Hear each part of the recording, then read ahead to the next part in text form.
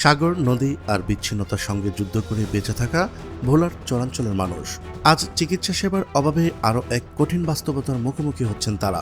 ভোলার দক্ষিণ আইচায় হাসপাতাল, আধুনিক ভবন, উন্নত যন্ত্রপাতি আর সম্ভাবনা থাকলেও জনবল সংকটের কারণে প্রায় অচল হয়ে আছে দক্ষিণ আইচা হাসপাতাল।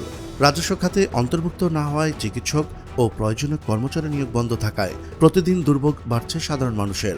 আমরা এখন দক্ষিণেশ্বর ভিতরে একটা হাসপাতাল, নারীরা এখন বাচ্চা যদি অসুস্থ হয়ে যায় তখন আমরা একটু আসতে পারি না হাসপাতালে। জরুরি চিকিৎসা না পেয়ে নদীপথে জীবনের ঝুঁকি নিয়ে ছুটতে হচ্ছে দূরবর্তী হাসপাতালে। এতে কতটা দুর্ভোগে পড়েছেন গর্ভবতী নারী, শিশু ও বৃদ্ধরা তা জানাবো আমাদের সহকর্মী জুবায়ের খানের ভিডিও চিত্রে। চলুন শুরু করা যাক। ভোলার চরফ্যাশন উপজেলার দক্ষিণ আইচা হাসপাতালটি একসময় চরাঞ্চলের মানুষের আশার আলো হয়ে ওঠার কথা ছিল। আধুনিক অবকাঠামো, প্রয়োজনীয় চিকিৎসা যন্ত্রপাতি এবং বিস্তৃত ভবন নির্মাণের পরও হাসপাতালটি আজ কার্যত জনবল সংকটে ধুঁকছে। স্থানীয়দের অভিযোগ, দীর্ঘদিনেও হাসপাতালটি রাজস্ব খাতে অন্তর্ভুক্ত না হওয়ায় প্রয়োজনীয় চিকিৎসক, নার্স ও কর্মকর্তা-কর্মচারী নিয়োগ দেওয়া সম্ভব হয়নি। ফলে অধিকাংশ সময় হাসপাতালের গুরুত্বপূর্ণ বিভাগগুলো বন্ধ থাকে। রোগীরা হাসপাতালে এসে চিকিৎসা না পেয়ে হতাশ হয়ে ফিরে যান।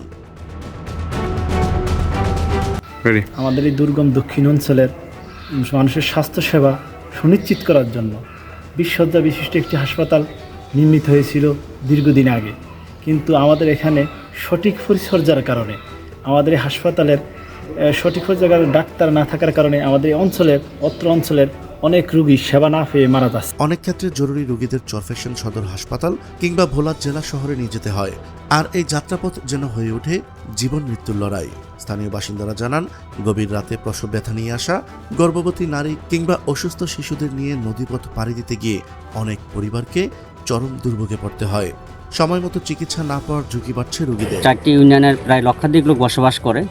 এই লোকগুলোর স্বাস্থ্যসেবার একমাত্র ভরসার স্থল হলো দক্ষিণ এশিয়া 20 শয্যা বিশিষ্ট সৌদি সাহায্যপুষ্ট হসপিটালটি। এই হসপিটালটি অতি দ্রুত চালু হবে, রাজস্ব খাতে অন্তর্ভুক্ত হয়ে আমরা এটা প্রত্যাশা করি। হসপিটালটি দীর্ঘদিন বন্ধ থাকার কারণ ছিল পর্যাপ্ত জনবল এখানে নেই, যেমন ডক্টর, নার্স এবং প্রয়োজনীয় অন্যান্য সহকারী এরা নেই, এবং প্রয়োজনীয় ওষুধ সামগ্রী গভর্নমেন্ট থেকে পাওয়া যাচ্ছিল না। আমরা আশা করি আপনাদের মাধ্যমে রিপোর্টটি প্রচারিত হলে সরকারের নজরে আসবে এবং আমাদের মাননীয় সংসদ সদস্য মহোদয় নিরলসভাবে চেষ্টা করে যাচ্ছেন। ওসিডি হসপিটালে চালু হবে এটা আমরা প্রত্যাশা করি এবং দ্রুত চালু করার জন্য সরকার বাহাদুরের কাছে আমরা আবেদন জানাই। চরাঞ্চলের সাধারণ মানুষ বলছে, একটি পূর্ণাঙ্গ হাসপাতাল থাকা সত্ত্বেও সেবা না পাওয়ার কষ্ট যেন তাদের দীর্ঘদিনের বঞ্চনার প্রতিচ্ছবি। এলাকাবাসীর দাবি, দ্রুত দক্ষিণ আইচা হাসপাতালকে রাজস্ব খাতে অন্তর্ভুক্ত করে প্রয়োজনীয় চিকিৎসক, নার্স ও জনবল নিয়োগ দিতে হবে। দক্ষিণের একটা অবহেলিত জনপদ, এখানে বিশাল এক ভবন আছে, হাসপাতাল আছে, আসলে চিকিৎসা নাই। মনে হয় যে ভিতরে ভূতের বাড়ির মতন দাঁড়িয়ে আছে।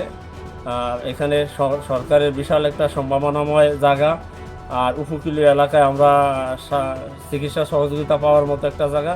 কিন্তু একটু সরকার যদি সহযোগিতা করে, একটু যদি দৃষ্টি দেয়, তাহলে মনে হয় যে আমরা চর আইচা এবং চরফ্যাশনের স্থানীয় উপকূলীয় এলাকার মানুষজন ভালো চিকিৎসা সহযোগিতা পাইতাম।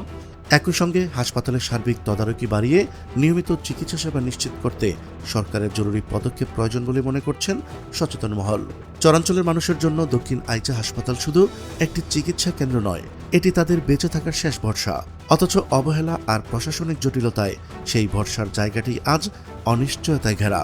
তাই দ্রুত কার্যকর উদ্যোগ নিয়ে হাসপাতালটিকে পূর্ণাঙ্গভাবে চালু করার চরাঞ্চলবাসীর প্রাণের দাবি হয়ে উঠেছে। প্রিয় দর্শক, আজ এই পর্যন্তই। দেখা হচ্ছে পরবর্তী প্রতিবেদনে।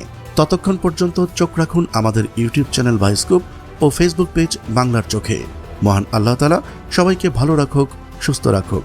আল্লাহ হাফেজ।